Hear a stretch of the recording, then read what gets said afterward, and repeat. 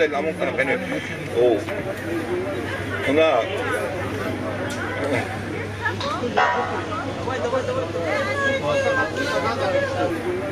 Una.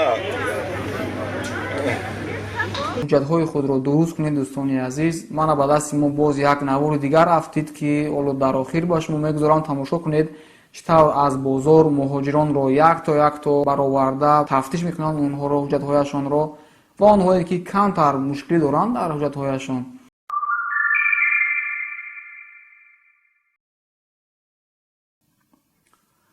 ассалому алайкум ва раҳматуллоҳ. дӯстони азиз, бародарон ва хоҳарони муҳоҷир, шабакаи голос мигранта мебошад. дӯстони азиз, имрӯз мо дар масъалаи регистратсия, дар масъалаи оне ки чӣ гап шуд ки чӣ гап кор намекунад ва якчанд масъалаҳои дигар аст ки муҳим аст барои муҳоҷирон суҳбат хоҳем кард. хоб, пеш аз оғоз кардани мавзӯъҳо бояд як чизи муҳимро ба шумо қайд кунам ки бисёри муҳоҷирони мо барои реклама кардани таксиҳо бисёр эрод мегиранд. бисёриҳо менависанд ки амин рекламаҳо дар ҷонамон зад ки баъзе чизҳои дигар. бародарон, шумо дониста бошед ки инҳо сарпарастони мо ҳастанд ва мо ҳатман инҳоро бояд реклама кунем, чунки барои баъзеҳо реклама ва барои дигарон бошад бисёр чизи муҳим аст. барои чӣ муҳим аст? барои он ки ин бародарони мо амин 5000 рубле ки аз шумо мегиранд, шуморо то сарҳад мебаранд ва аз давоми сарҳад ки шуморо дигар мошинҳо гирифтаву сарҳадро гузаронида баргардонида мебиёранд, онҳо аз шумо пул намегиранд. ҳаматон дониста бошед.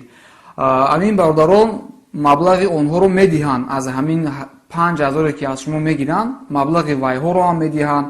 раҳ ба раҳ гаи аст, фмс аст, чӣ аст, ҳамаша худшон ҷавоб мегӯянд. агар дар ҳолате ки аз шумо сумҳои зиёдтӣ мегиранд, ба рақамҳои ман ки ҳоло мебинед муроҷиат кунед ва мо ҳатман бо инҳо суҳбат мекунем. барое ки ман ба хотири шумо 4 компания ки бо онҳо мо реклама мекардем, ҳамин таксиҳо мо аз онҳо гузаштем. 1 тоашро, 2 тоаш, 3-умаш ва ин 4-умаш аст ки рости гап шикоят то ҳозир аз инҳо нашудааст. баръакс комментарияҳое ки миннатдории муҳоҷирон ҳаст хело зиёданд. хиёл ба шумо нишон медиҳем. хуб дӯстони азиз, барои ҳамин агар шумо сарҳад рафтанӣ бошед, ҳатман ба ҳамин рақамҳое ки ҳозир мебинед дар наворҳоятон занг бизанед ва худо хоҳад соғ саломат шуморо бурда мебиёранд. яъне 5000 ҳамаи мушкилиҳо дар дестари худашон. дӯстони азиз, чӣ тавре ки шумо мебинед, мо дар ҷои нав ҳастем, яъне ки офиси худро мо иваз кардем ба он хотир ки нафароне ки аз мо забони англисӣ меомӯзанд барои раҳ дур будан бисёр хиҷолат мекашиданд. мо маркази Москав омадем ва курси нав ҳам кушодем. онҳое ки мехоҳанд забони англисиро биомӯзанд, ба ҳамин рақамҳои ман занг бизананд, мана ба инаш дар тариқи WhatsApp, Viber бинависед, мо шуморо номнавис мекунем ва худо хоҳад ба шумо забони англисиро меомӯзонем. ҳатман хоҳишмандон муроҷиат кунед. масъалаи аввал ки ман ба шумо суҳбат кардан мехоҳам масъалаи регистратсия мебошад. яъне дар комментарияҳои чанд наворҳоямон дидам дар тариқи WhatsApp-у Viber ба ман менависанд ва мегӯянд ки овозаҳо аст ки дигар регистратсия намекунанд ва баъзеҳо гуфтанд ки онҳое ки аз сарҳад мебиёянд ё ки аз ватан мебиёянд ба онҳо регистратсияи аввалин мекунанд, вале продление регистратсия, яъне ки дароз кардани муҳлати анамон регистратсияро ҳеҷ кас ба гарда намегирад, дигар намекунанд. ин суханҳо дурӯғ аст дӯстони азиз. фақат чӣ кор шуд дар ин ҷо? фақат ҳамин шуд ки вақтҳои пеш регистратсия мекарданд дар суроғаҳои ҳуқуқӣ, яъне ки юридический адрес. фарқ надошт ки вай гараж буд, ягон склад буд, офис буд. масалан дар ҳама ҷо регистратсия кардан мегиртанд муҳоҷиронро ва қонунгузории Русия инро аз байн бурд.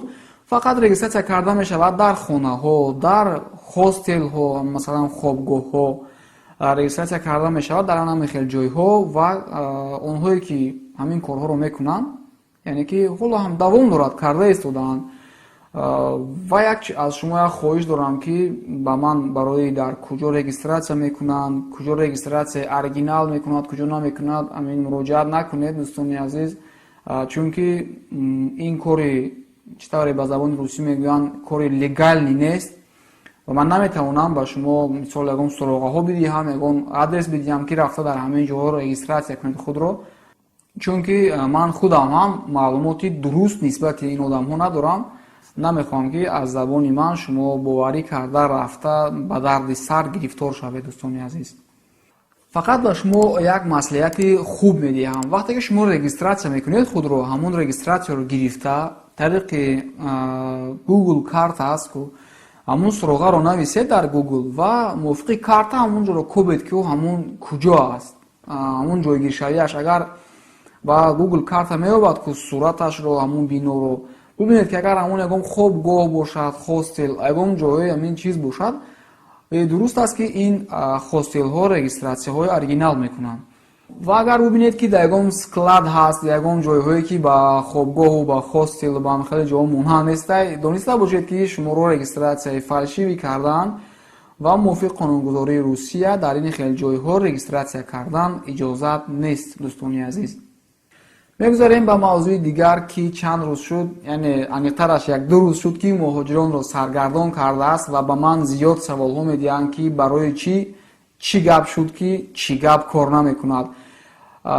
аз ширкати худи TCL ки соҳиби амин чӣ гап мебошад ба муҳоҷирон ҷавоб гардониданд ки як чанд корҳои фаннӣ, яъне корҳои техникӣ буд, дигаргуниҳо дар чӣ гап ворид карда шуд. аз амин сабаб кори ӯро муваққатан манъ карда буданд ва дигаргуниҳоро ворид кардаву мана аз рӯзи 18 аз соати 1 аллакай чӣ гап боз кори худро сар кард. шумо метавонед боз мисли пештара ин барномаро истифода бурдан гиред. ва дӯстони азиз, дар охир як хабари нохуш дорем. ин хабарам ин аст ки бародари 43-солаи мо тоҷик дар Санкт-Петербург дар ҳолати руфтани барф аз ошёнаи 5 ба замин афтида ва ҷон медиҳад.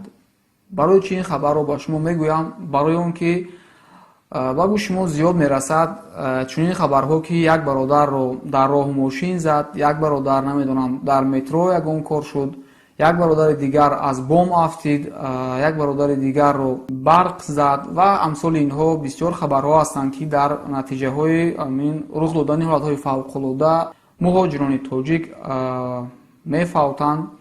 ман ҳам ҳамчун як бародари шумо, як муҳоҷир, ба ҳамаи шумо маслиҳат медиҳам, яъне муроҷиат мекунам ки эҳтиёткор бошед, ҳамеша ҳушёр бошед. албатта ин ба ҳама маълум аст ки насибу тақдир аст ки як кас кай ва фавт мекунад, вале ба ҳар ҳол бояд мо эҳтиёткор бошем. бо чунин ошёнаҳои баланд баромада кор кардан ҳатман читавре ки мегӯянд ҳамун яъне страховка кардан дар кор ва ҳатман аз соҳиби ҳамун бино аст, ҳамун заказчик аст, кадоме ки бошад талаб кунед ки ба шумо ҳамаи ҳамун инструментҳое ки барои страховкаи шумо ҳастанд биёранд. вақте ки намеёранд барои 4000 3000 шуда ҷони худро дар фалокат нагузоред. зимистон аст, ҳама ҷо ях аст. ба шофёрҳо, ба ҳамон ронандаҳо низ муроҷиат мекунам ки оҳистатар биронед, чунки дар сарҳад бисёри муҳоҷирони мо фавт мекунанд. ин ҳама аз беаҳамиятӣ аст. албатта ки аввалин дараҷа насибу тақдир меистад, вале ба ҳар ҳол бояд мо эҳтиёт кунем, ҷони худро инчунин нисбат ба ҷони худ бепарво набошем, чунки моро албатта маълум аст ки ҳар як муҳоҷирро дар хонаашон дӯст медоранд, модараш, падараш, яъне оилааш, фарзандонатон шуморо интизор аст. нисбати худ ва ана ҳамон падару модар, фарзандонатон каме раҳм кунед.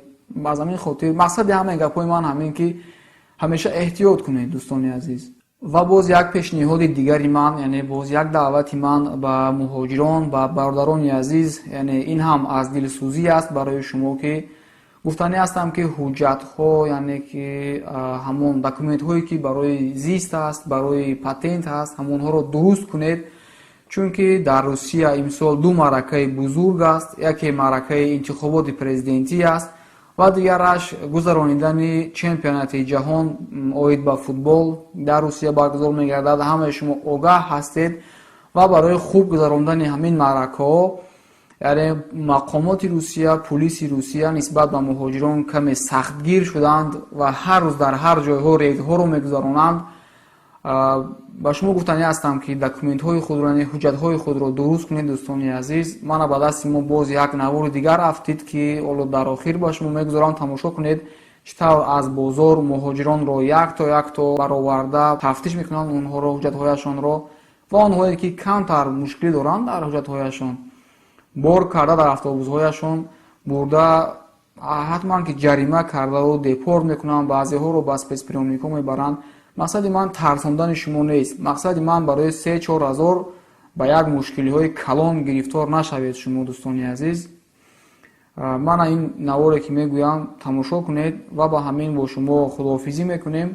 худованд ҳар яке шуморо нигаҳбон бошад. ба шумо барори кор мехоҳам дӯстони азиз. дар шабакаи мо агар обуна шудагӣ набошед ҳатман обуна шавед. наворҳои манфиатоваре ки барои пешравии шумо аст, барои ҳифзи шумо аст, падилитса кунед то дигар дӯстони шумо бубинанд, огоҳ бошанд. боқӣ бори дигар худованд нигаҳбонатон бошад. хайр дӯстони азиз.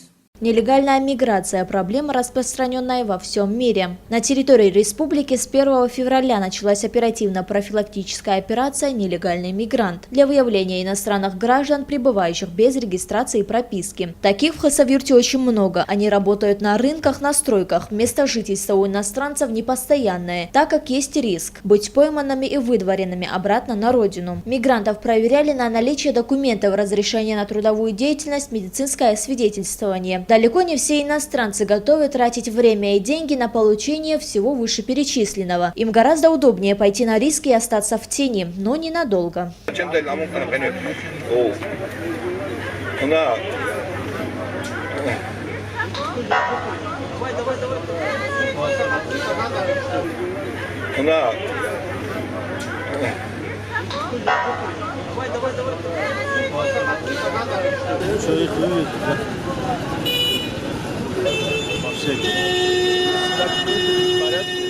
Порядка 150 мигрантов были доставлены в отдел полиции, 10 из которых находились на территории России нелегально и будут выдворены на родину. И 9 иностранцев работали без разрешения. Гости страны, которые имели необходимые документы, после проверки были отпущены. Чтобы иностранцу легально находиться в Российской Федерации, необходимо по прибытию встать на миграционный учет, а для работы необходимо иметь при себе патент на трудоустройство.